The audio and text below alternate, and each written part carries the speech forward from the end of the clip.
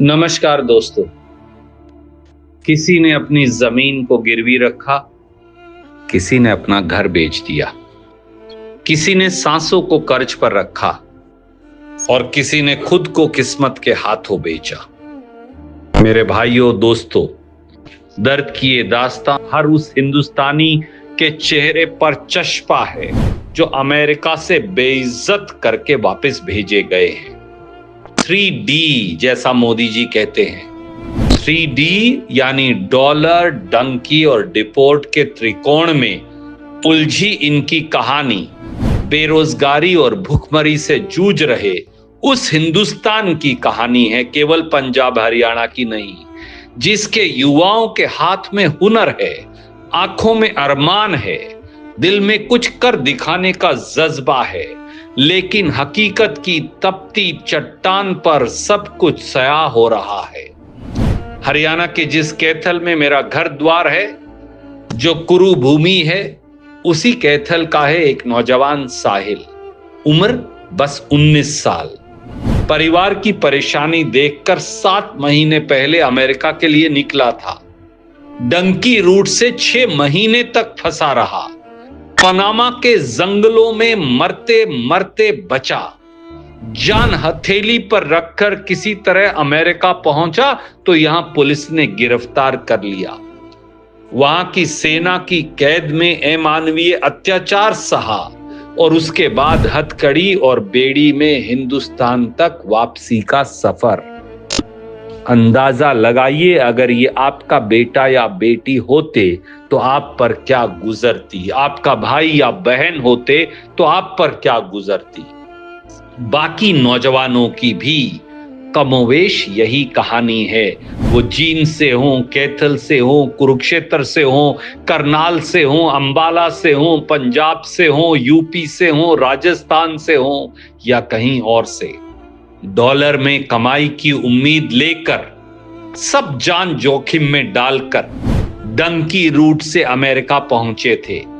किसी को बीच रास्ते में माफिया ने चाकू की नोक पर लूट लिया, किसी की जेब में पनामा पुलिस ने पैसे लूट लिए, किसी को अमेरिकी सैनिकों ने 3 दिन 3 रात तक सोने नहीं दिया, किसी को कड़कड़ाती ठंड में बस एक चादर का सहारा मिला, किसी को कंसंट्रेशन कैंप मिला, किसी को डिटेंशन कैंप मिला। जागरण, भास्कर, पंजाब केसरी के पत्रकारों ने हरियाणा और पंजाब के इन युवाओं की दर्द भरी दास्तां को अपने पन्नों पर उकेरा है। इनकी बेबसी और लाचारी को सुनकर पत्थर का कलेजा भी पसीज जाएगा, लेकिन दिल्ली और हरियाणा की डबल इंजन की सेहत पर कोई फर्क नहीं पड़ रहा।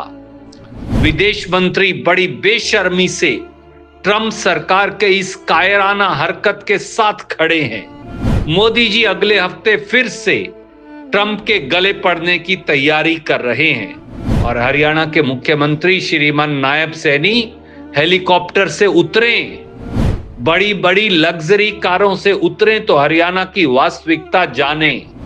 इन्होंने तो खुद के हरियाणा राज्य के नौजवानों को कैदियों की तरह पंजाब से वापस लेकर आए, वो भी कैदियों की वैन में। मैं समझ नहीं पा रहा हूं कि नायब सैनी जी शीशे में अपना चेहरा कैसे देख पाते होंगे।